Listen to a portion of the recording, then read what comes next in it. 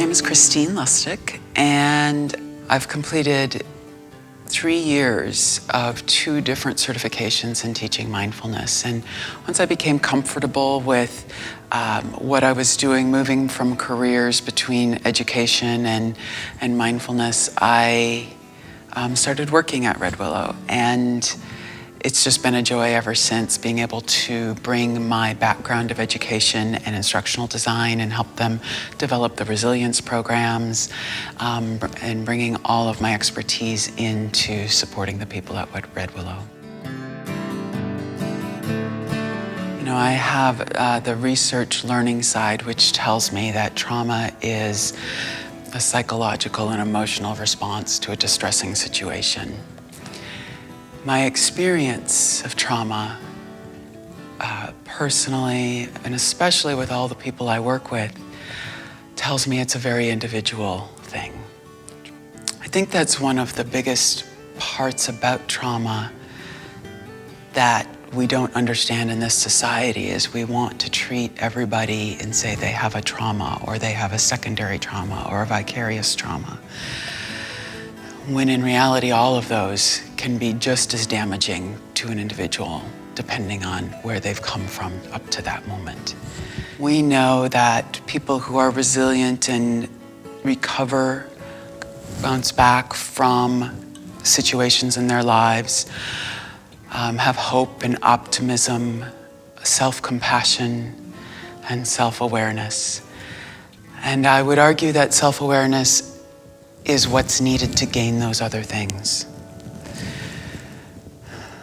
Unfortunately, first we have to realize where we are before we can move forward. So my name is Larry Whitmore. I'm a retired veteran after 26 years. And what brought me to Red Willow was, after I transitioned from the military, I had a kind of stark realization, a rough transition, if you will, in moving from military life to civilian life.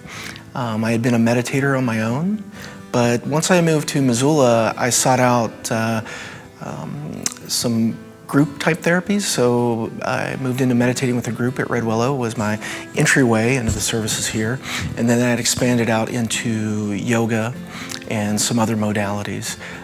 And then since then, I've gone on to become certified as a yoga instructor, and I also teach meditation as well.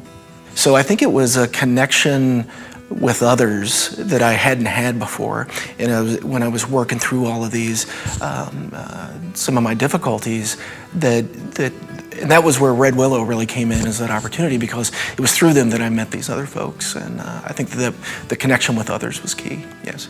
It enabled me to see that I'm not the only one dealing with trauma. And for whatever reason, I needed to hear that. And I needed to, for not me to tell myself, but just to talk to other folks and experience that. It's one thing to read it on a piece of paper or in a book, but it's another when you fully experience that in a room of others. It allowed me to become very self-aware of some of the changes that I need to make. My name is Krystal. And I certainly didn't come to the Learning Center by accident. I was born and raised here in Missoula. And then in my adult years, I spent most of them in Oregon. And the last 9 years that I spent in Oregon, I spent as an everyday meth addict. So I came here to Missoula to come home, essentially, was March of 2017.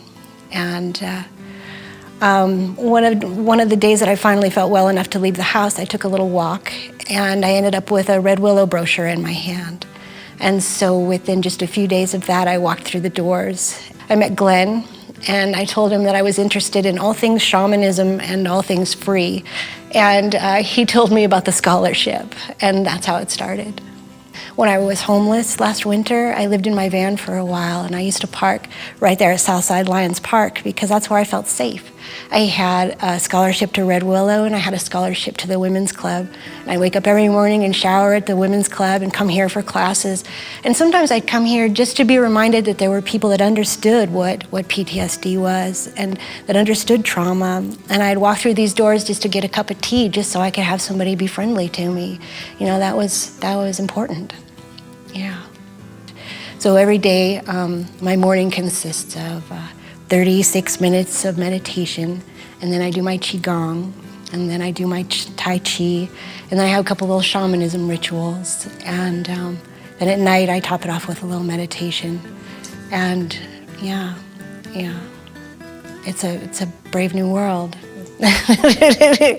Yeah.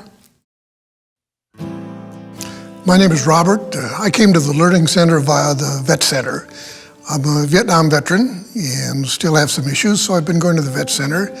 And the Red Willow has an outreach Tai Chi program there, and they recommended that for me, and I've been coming to Tai Chi for several years now. I mean, the Red Willow is kind of a healing process, and certainly it's done all of those things for me, as well as resulted in less meds. It's a great thing for veterans. I didn't know anything about Tai Chi, but it works. It's like a moving meditation sometimes, and it's good for the body. I'm not healed up yet, but I'm working on it. I'm Amy Singer, and I had been watching Red Willow for a while because I'd been interested in mindfulness for a really long time. I have kind of a hot temper, and so I know that I need to work harder to kind of express myself in a more articulate way and not such an impassioned way. I'd gotten very angry for a long time that, wealthy people are the only people who can afford to be better. And so a lot of us just kind of have to try to stay alive. And I was talking to a friend, and she's like, well, why don't you ask? And so she had put me in contact with Kathy and was just like, just ask her, see what's available. And I kind of explained my situation, and it was like, yeah, take mindfulness. We'll put you on scholarship, it's fine. You need it, you can't afford it. And so it really, really blew me away, because not only was mindfulness such a gift for me in my daily life, but to be allowed to take it when I thought I had no opportunity was really massive. And that's kind of how I came to Red Willow. And then I fell in love with Red Willow. I don't have a lot of places in my life that I feel safe. And what really sold me on Red Willow is I was having one of those days that was just terrible. Everything was going wrong. I couldn't get anything straight, and I was just angry and miserable. And I came into Red Willow, and Tori was greeting people to check them in. She happened to be talking to Glenn, and I walked in, and they just both said, "Hi, Amy." And it was just like this big, like they were genuinely happy to see me, and their smiles were so sincere that I was just literally caught speechless, because I hadn't had that in so long. Just to be able to come somewhere where somebody knows your name and they're genuinely happy to see you is so powerful. So, it's not just a place that provides classes, it's a place that provides home for some of us. And that is really what was hugely important for me, was knowing that I could come here, not have to explain where I'm coming from, just being able to trust and do what I need to do, learn what I need to learn. And nobody's gonna ask questions. And it's not just the material that's provided, it's the people and the spirit that gives me a place that is safe and that I can be me and it's okay. My name is Lieutenant Jeff Roderick. I am the training supervisor and volunteer coordinator for the Missoula County Detention Facility. So I was approached by the creator of Freedom on the Inside, the jail program, yoga program, about 3.5, 4 years ago, with the idea and the concept of her wanting to bring something in, something new that we've never tried before. And from there, we've just slowly progressed into what we are today. Currently, we have about 150 plus volunteers that come in and do different things, that offer different things to the inmates, whether it's religious study groups or AA meetings, to creative writing classes, to our mental health, to our yoga.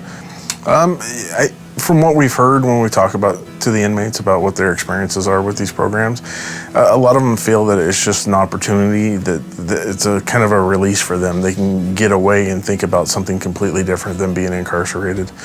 Personally, I've seen where people have made the choice while being incarcerated that they're going to be something different, that they want to be productive in society, they want to help out, and they'll leave here, and it's nice when you go to your local grocery store and you run into them and they've been clean and sober for 10 years and have been married and have kids, and and say, just thanks for helping me out and treat me with respect and like a human.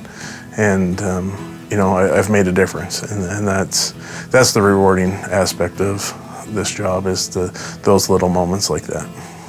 This program and then the other community programs continue to need the support of the members of the community, whether it's financial or, just as even as donating to like the book exchange for our library, things like that.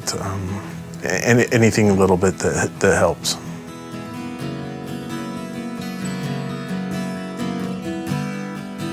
When I think about the potential of Red Willow and the efforts of the scholarships to really create this program for all beings, whether I've worked with the veterans or the law enforcement or the different groups that really can benefit from the grants and scholarships that we provide, I've seen the scholarships allow people who have come to that place where they want to move forward, and it's given them the ability to do so.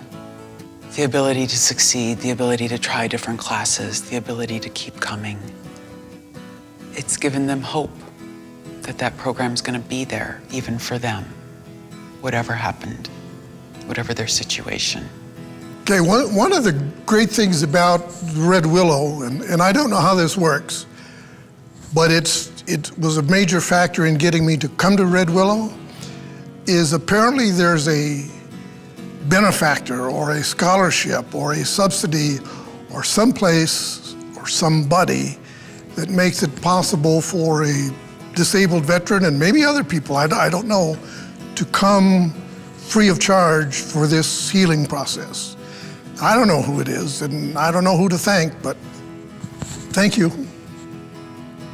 When I first came here from Oregon, I started having these dreams, okay? And one of my first dreams was that I had this seed inside of me, okay? And what I've been doing is continuing to water that seed, that no matter what, even through relapse and homelessness and all the struggles that I've had trying to get well, I keep coming back to these tools and to Red Willow and all the things that are helping me in watering that seed. And now it's like a little sapling, it's got some roots. I can feel it growing. It's still just beginning. I have no idea where it's gonna go, but it's very exciting, very exciting. What's been really meaningful for me at Red Willow is the scholarship. Again, with trauma, you feel like you have no options and you have no friends and you have no help and it's impossible to get better. And the idea that somebody who doesn't even know me believes in me enough to allow me to take a class is hugely healing for me. That I can't lose faith in humanity if there's people out there like that. That so understand and so value. It's like, to me, the highest form of faith and love. You're never gonna meet me, you're never gonna know where your money went, but you believed enough to help people. And that's beautiful.